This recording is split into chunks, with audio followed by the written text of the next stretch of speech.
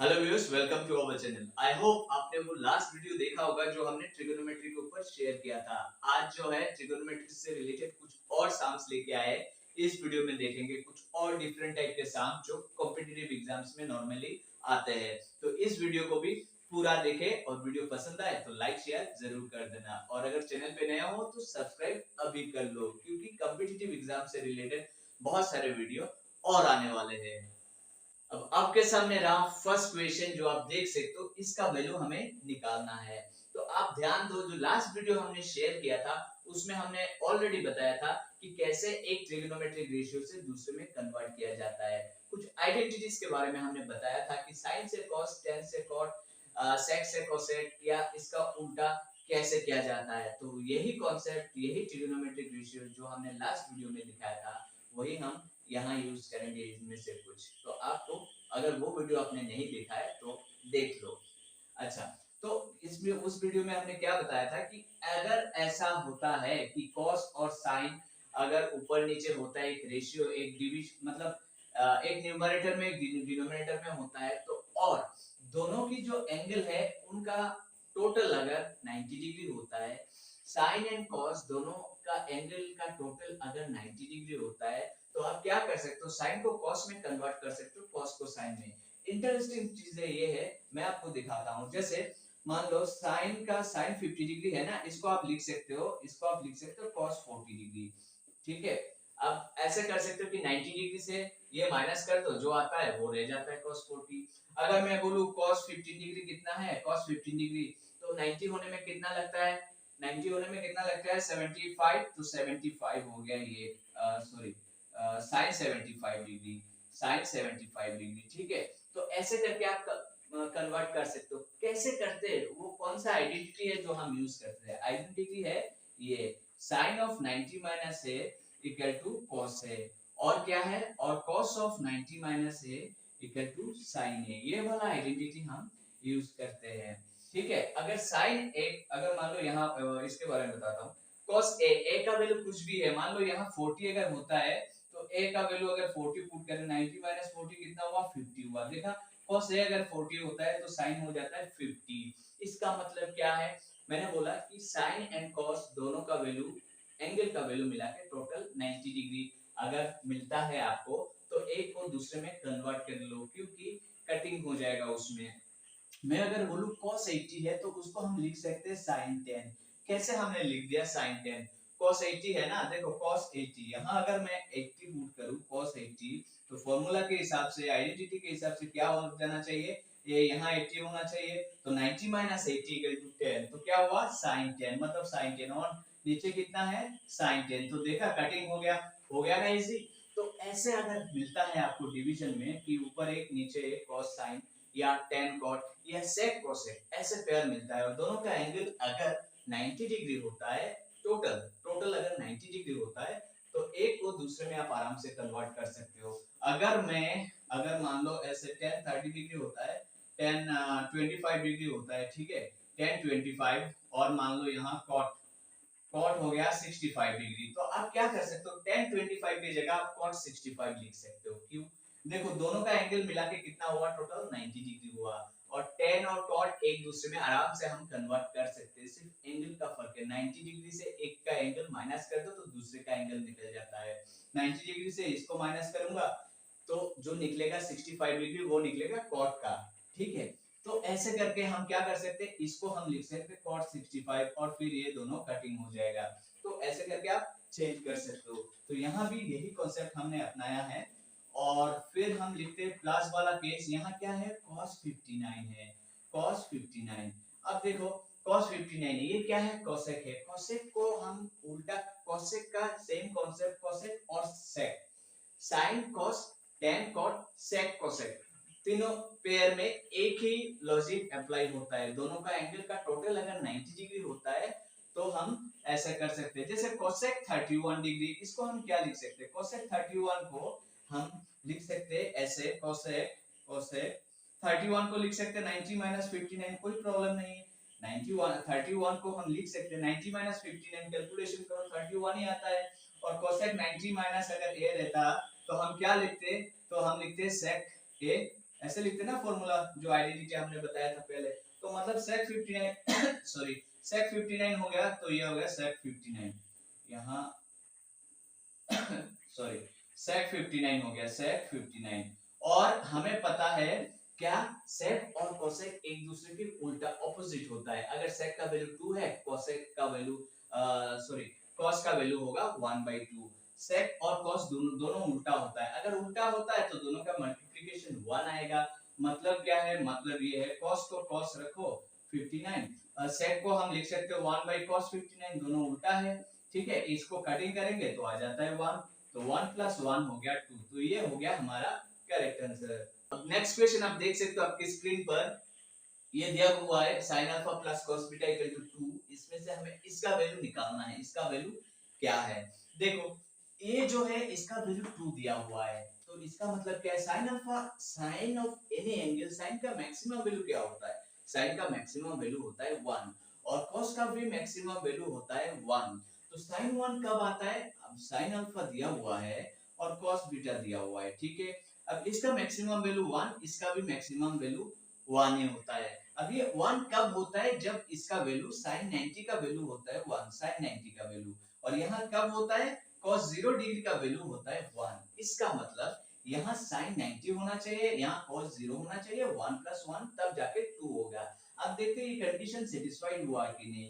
यहाँ क्या दिया हुआ है, अल्फा जो है 90 डिग्री से छोटा है या इक्वल है, तो 90 डिग्री अल्फा की जगह 90 डिग्री छोटा है या इक्वल, इक्वल तो है ना, तो करेक्ट हुआ। अब यहाँ बीटा का वैल्यू 0 आया है, बीटा कहाँ है, यहाँ है, बीटा इक्वल टू 0, ठीक है। और लेस देन अल्फा, अल्फा से लेस भी है और इधर 0 की इक्वल भी है, तो 0 की इक्वल तो 0 हुआ, और अल्फा से तो लेस ही है ना, अल्फा तो 90 है उससे लेस है, तो मतलब कंडीशन सेटिस्फाई हुआ।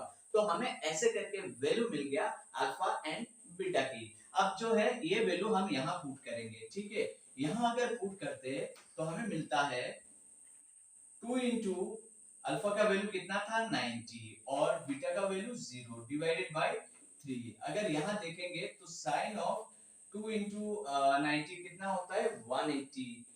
180 को इससे डिवाइड करेंगे तो कितना आता है 60 डिग्री। 180 को 3 से डिवाइड करेंगे तो 60 डिग्री, और साइन 60 का वैल्यू कितना है √3/2। तो ये हो गया हमारा आंसर।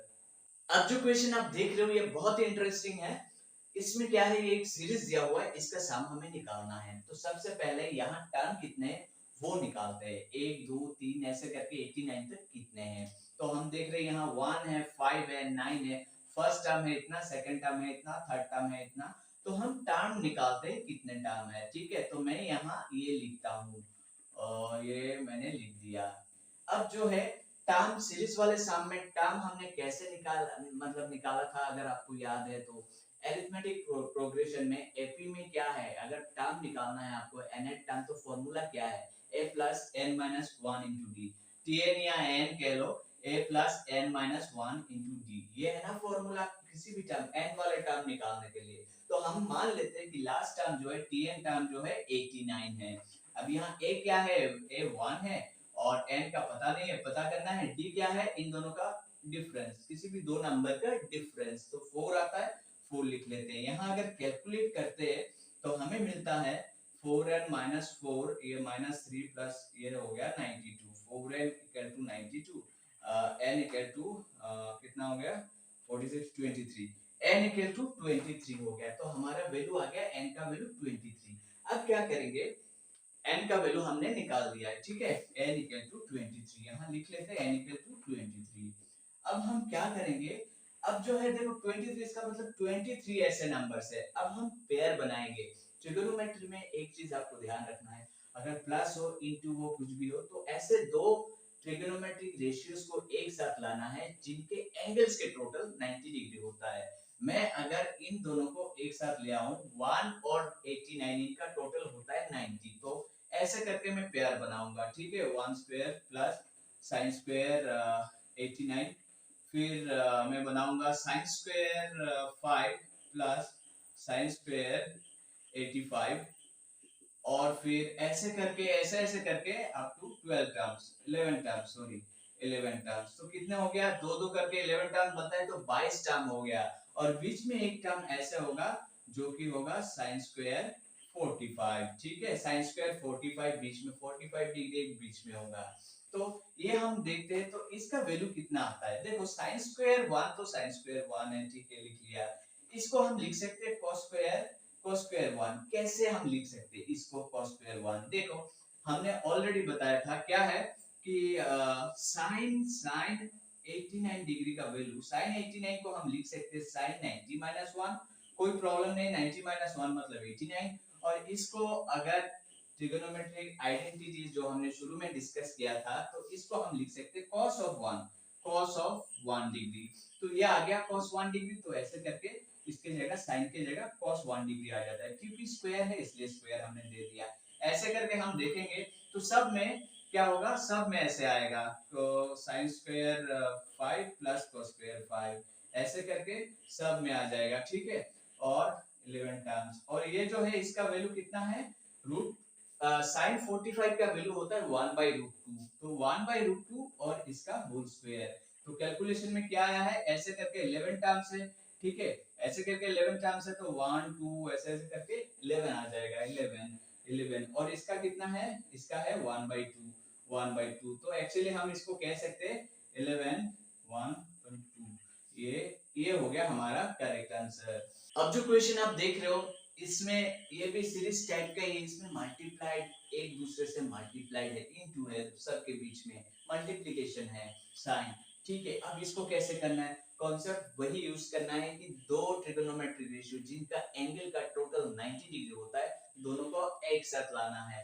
तो इन दोनों को एक साथ लाएंगे, क्या है, tan ऑफ 1 डिग्री और tan 89 डिग्री। तो ऐसे करके हम साथ में ले आए, फिर tan 2 डिग्री, फिर tan 88, ठीक है, tan 88। ऐसे करके सबको ऐसा प्यार बनाएंगे कि जिन दोनों ट्रिगोनोमेट्रिक रेशियोज का टोटल 90 डिग्री होता है। तो यहाँ 2, फिर हम लेंगे 3 into 87, 4 into 86, ऐसे करके लाएंगे। तो बीच में एक tan 45 वाला नंबर भी आएगा जो किसी के साथ पेयर नहीं बनेगा, जिसका tan 45, क्योंकि tan 45 के साथ 45 ऐड करोगे तो 90 होता है, तो 45 तो दोबारा आएगा नहीं, तो दोबारा नहीं आएगा, इसीलिए एक ही बार हम लिखेंगे 45। तो ये एक बार है और ये सारा पेयर पेयर बना हुआ है। अब इसका वैल्यू क्या है, इसका वैल्यू 1 है। कैसे, tan 89 को हम लिख सकते हैं tan 1 डिग्री है, और tan 89 को हम लिख सकते हैं cot 1 डिग्री। कैसे, फिर से मैं बता देता हूँ, tan 89 है ना, इसको हम लिख सकते हैं tan 90 minus 1, tan 90 minus 1, 90 minus 1 मतलब 89, तो इसको हम लिख सकते हैं cot 1। तो ऐसे करके हमने tan 89 को लिखा है cot 1, ठीक है, cot 1। तो ये tan 1 और cot 1 ये दोनों कटिंग हो जाएगा, क्योंकि tan और cot एक दूसरे के उल्टा है, ऑपोजिट है। मतलब क्या है, tan cot को हम लिख सकते हैं 1/10, इसको लिख सकते हैं 1/10, ठीक है, cot 1 था तो 1/10 1, तो ये कैंसिल हो गया, आ गया 1। ऐसे सारे केस में ऐसे ही होगा, tan 2 है ना, तो इसमें साथ में आ जाएगा tan 2, ऐसे करके, ठीक है। तो ये सारे जितने भी पेयर बने ना, सबका ऐसे ही करके कटिंग हो जाएगा और 1 1 आएगा। लास्ट में रह जाता है ये बचा हुआ tan 45, इसका वैल्यू कितना है, 1 है। तो सारा मल्टीप्लाई करोगे तो इवेंचुअली वैल्यू कितना आता है, 1 है। तो हमारा आंसर हो गया। अब जो क्वेश्चन आपके सामने, इसको सिंपलीफाई करना है। देखने से बहुत बड़ा लग रहा है लेकिन है बहुत छोटा, 2 लाइन में खत्म हो जाएगा। इसमें से कौन सा आंसर है ये हमें निकाल के देना है। ये a प्लस बी फॉर्म में, इसको a ले लो और इसको b ले लो। a plus B whole square का जो फॉर्मूला होता है उसमें कन्वर्ट कर लो। तो इसका स्क्वायर लिखेंगे क्या, sec square x sec square y, s square, इसका स्क्वायर करेंगे तो दोनों का स्क्वायर होगा, s square plus 2ab a, इसके बाद लिखेंगे इनटू b, ठीक है। तो 2ab मैंने लिख दिया, प्लस क्या, इसका स्क्वायर और इसका स्क्वायर, ये हमने लिख दिया। बस इसको कन्वर्ट करके मैंने लिखा। फिर यहाँ लिखते हैं ये माइनस वाला, दिस स्क्वायर प्लस दिस, तो इसका स्क्वायर आएगा sec square x tan square y, फिर minus 2 into sec x tan y और tan x sec y, और फिर माइनस ये tan square x sec square y, ठीक है। यहाँ माइनस माइनस साइन, क्योंकि माइनस बाहर है तो यहाँ ब्रेक होके जो भी आएगा a plus B whole square में, A square plus 2ab plus B square सबके साथ माइनस साइन अप्लाई होगा, क्योंकि ब्रैकेट के बाहर माइनस है इसलिए आपको माइनस दिख रहा होगा। अब जो है ये वाला 2 sec x sec y tan x tan y 2 sec x sec y tan x tan y ये जो वाला जो है ना पूरा एक ही है, ये जो है ये पूरा एक ही है, ये कटिंग हो जाता है। ठीक है, अब हमारे पास क्या रह जाता है, ये रह जाता है। ठीक, तो sec square tan square y हम देखेंगे तो अगर इन दोनों में कॉमन ले लेते हैं तो क्या आता है sec स्क्वायर x कॉमन आ जाता है, और क्या रह जाता है इसमें से sec स्क्वायर y, और इसमें से रह जाता है माइनस, ये माइनस tan स्क्वायर y। ठीक है, tan स्क्वायर y। अब जो अब बचा है ये और ये, इन दोनों में क्या कॉमन है, tan स्क्वायर x है, tan स्क्वायर x, तो हमारे पास क्या आ जाता है tan square y minus sec square y। ठीक है, इसका वैल्यू कितना है, sec square x minus sec square y minus tan square y, sec square theta minus tan square theta equal to 1 होता है वैल्यू। ठीक है, ये एक आइडेंटिटी है जिसका वैल्यू 1 होता है, तो ये 1 हम डायरेक्टली पुट कर सकते हैं। ठीक है, यहाँ ये 1 है, यहाँ क्या है, यहाँ हम अगर उल्टा कर लेते, देखो sec स्क्वायर माइनस हम कहते हैं sec square minus sec square theta minus tan square theta equal to 1 होता है, तो इसका अगर उल्टा करेंगे तो tan square theta minus sec square theta tan square theta minus sec square theta ये हो जाएगा -1। अब ऐसे समझ लो कि ये जो लाइन है इसको माइनस से मल्टीप्लाई कर देते तो हो जाता है tan square theta minus sec square theta equal to -1। तो इसका मतलब इसका वैल्यू क्या है, tan square y minus sec square y का वैल्यू कितना है -1, तो यहाँ आ गया हमारा -1। ठीक है, -1 आ गया। अब sec स्क्वायर x और इधर से आ गया माइनस, ये माइनस मल्टीप्लाई होकर माइनस आ गया tan स्क्वायर x, और sec square x minus tan square, ये फार्मूला है sec square theta minus tan square theta. ये जो थीटा है ना, एंगल कुछ भी हो सेम सेम होता है तो इसका वैल्यू 1 है। देखो एंगल सेम सेम है x, मैंने बोला एंगल कुछ भी हो लेकिन वैल्यू आएगा इसका 1 ही, तो इसका वैल्यू हो गया 1 और करेक्ट आंसर हो गया ये। होप आपको ये सारे प्रॉब्लम समझ में आए होंगे, जो हमने दिखाया है सारे प्रॉब्लम जो सम्स दिखाए हैं सब समझ में आया होगा। अगर फिर भी कोई कंफ्यूजन रह जाता है आप कमेंट बॉक्स में कमेंट कर देना, और पसंद आए तो लाइक शेयर जरूर कर देना।